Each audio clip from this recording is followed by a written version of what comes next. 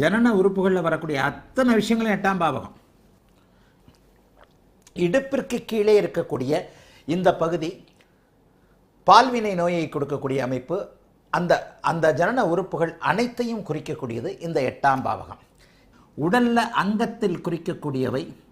தோல் கூட 8ஆம் பாவகம்னு ஏதோ ஒரு மூல நூலில் படித்து தான் ஞாபகம், ஆனால் அது சரியாக வரல.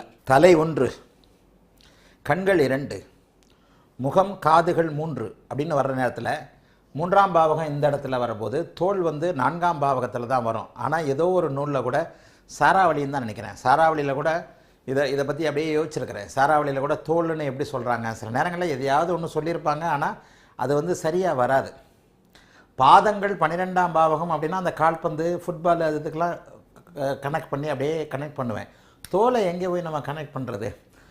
பெரும்பாலும் 8ஆம் பாவகம் பெரும்பாலும் இல்லை, முழுமையாகவே 8ஆம் பாவகம் மர்ம உறுப்புகள், ஜனன உறுப்புகள், அங்கே வரக்கூடிய பால்வினை நோய்கள் என்பது துல்லியமாகவே இருக்கிறது. ஆகவே தோல் என்று ஏதோ ஒரு மூல நூலில் தோலை பற்றிய குறிப்புகளில் 8ஆம் பாவகம் புஜங்கள்னா அந்த தோள்கள், புஜங்கள் அப்படிங்கிற ஒரு சமஸ்கிருதத்தில் எதிலே ஒன்றில் படிச்சிருக்கிறேன். ஆனாலும் அது கிடையாது, தடுமாற வேண்டாம்.